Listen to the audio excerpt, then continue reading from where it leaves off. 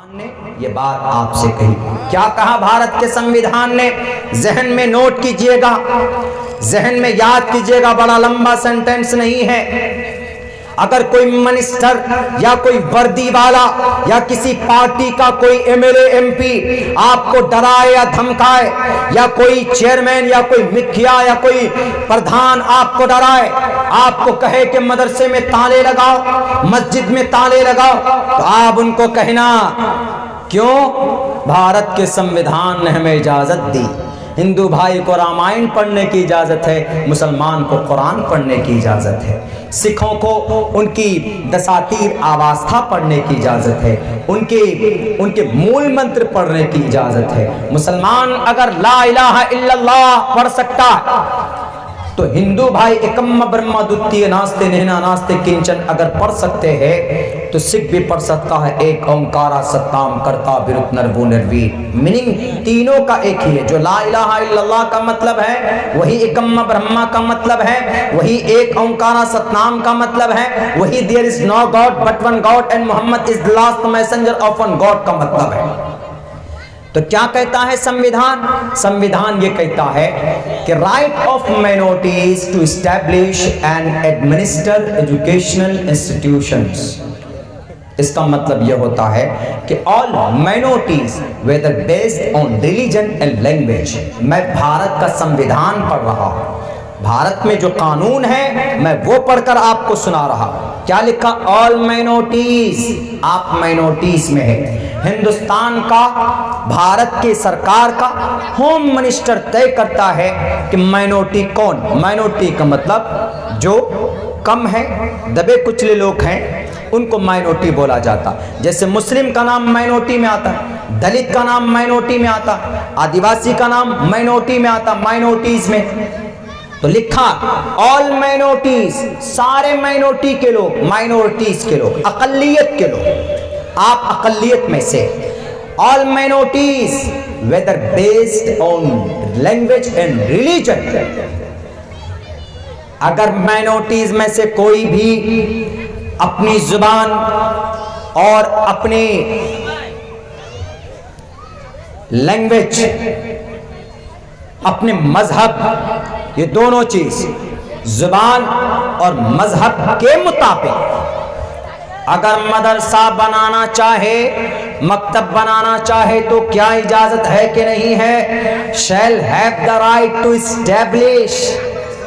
तो उसको अधिकार है, उसको इजाजत है कि वो अपनी मर्जी, वो इस तरह का मदरसा उसकी बुनियाद डाल सकता है, मस्जिद में मकतब चला सकता है, मस्जिद में कुरान की तालीम दे सकता है, अपनी समाज की बेटियों को कुरान की तालीम दे सकता है, अपनी समाज की बेटियों को डॉक्टर बना सकता है, अपने समाज के नौजवानों को एमबीबीएस बना सकता है, अपने समाज के नौजवानों को वैज्ञानिक साइंटिस्ट बना सकता है। कौन कहता है?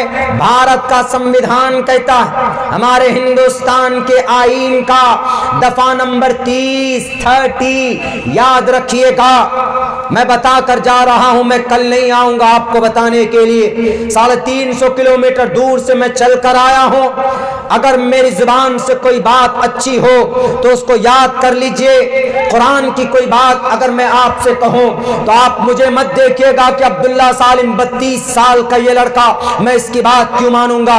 जुबान मेरी जरूर है, लेकिन मेरी जुबान पर अल्लाह का कलाम है, मेरी जुबान पर हदीस रसूल का मफहूम है, मेरी जुबान पर भारत का संविधान है। उसको मानिएगा तो इंशाअल्लाह इंक़िलाब पैदा होगा इस देश में। इंशाअल्लाह आपके तरफ कोई निगाह उठाकर नहीं देखेगा, आपकी मस्जिद और मकतब के तरफ कोई किसी की शक की निगाह नहीं उठेगी। अगर आपने अपने मजहब को भी और संविधान को भी, दोनों को साथ लेकर चलने की कोशिश की तो आज हमारी मस्जिदें तोड़ी जाती है, हम आवाज नहीं बुलंद कर सकते। आज हमें भगाने के लिए CAA बनाया जाता है तो हम लोग कोई बहुत ज्यादा हरकत नहीं करते हैं। आज अगर समाज में कहीं पर कोई बदनज़मी होती है, कहीं पर कोई बुराई होती है, तो हम डर जाते हैं कि नहीं वो एमएलए साहब है, नहीं वो एमपी साहब है, नहीं वो फला साहब हमको जेल में डाल देंगे।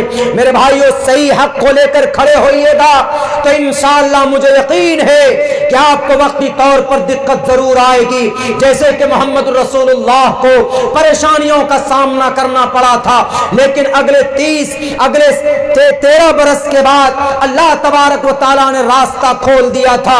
उसके बाद ऐसी ताकत कायम हुई थी, ऐसे लोग जुड़ गए थे जो अपनी जानों की नजराना कुर्बान करने के लिए जान तैयार होते थे मोहम्मद रसूलुल्लाह की शरीयत पर, दीन पर। इसलिए आप अपने मजहब को, आप अपने संविधान को, दोनों को लेकर अगर आप चलेंगे तो अल्लाह के तरफ से भी मदद होगी, और जब संविधान को लेकर चलेंगे तो आपको फिर कोई मुजरिम नहीं बना सकता। तो आपका संविधान आपसे क्या कहता?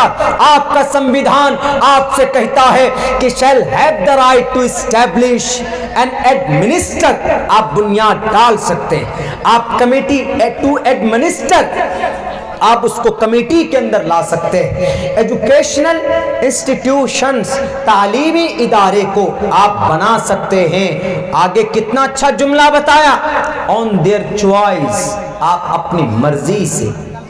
ऐसा नहीं कि हाँ मंत्री जी सेट करेंगे तभी कुछ होगा, मंत्री जी बेवकूफ बनाएंगे, मंत्री जी हमें सिखाएंगे तभी हम तालीमी इदारे चलाएंगे या बंद करेंगे। नहीं, हम खुद मेहनत करते हैं, कमाते हैं, हम अपना पेट काट कर अपने इदारों को चलाएंगे, हम अपना पेट काट कर अपने मदरसों को चलाएंगे, अपने इमाम साहब को हम तनख्वाहें देंगे। हमें आपसे भीख लेने की, हमें तुम्हारी भीख लेने की, हम मना करते, तुम्हारी भीख की हमको जरूरत नहीं। मेरे भाइयों, ये भारत का संविधान कहता। हमने वहां के लोगों को कहा कि आपने आवाज क्यों नहीं बुलंद की, तो पता है उनका क्या जवाब था कि मौलाना हम लोग आवाज बुलंद करते लेकिन कोई सुनवाई नहीं होती। हमने कहा कि जिसको वोट डालते हैं उसको कहिए। बोला कि वो क्या बोलता कि अभी इस मर्तबा इलेक्शन आने वाला है, हमको वोट देकर जिताओ, हम जाकर सदन में आवाज बुलंद करेंगे, हम फिर तुम्हारे मदरसों को बहाल कर देंगे। हमने कहा कि इससे बड़ी गद्दारी कुछ नहीं हो सकती, यह आपको बेवकूफ बना रहा है। आप खुद आवाज बुलंद कीजिए, कर सकते, संविधान ने आपको इजाजत दी। ये कब करेंगे? जब अंदर से we are strong, that time we can do, तब हम कर सकते। We stand against the default of our government.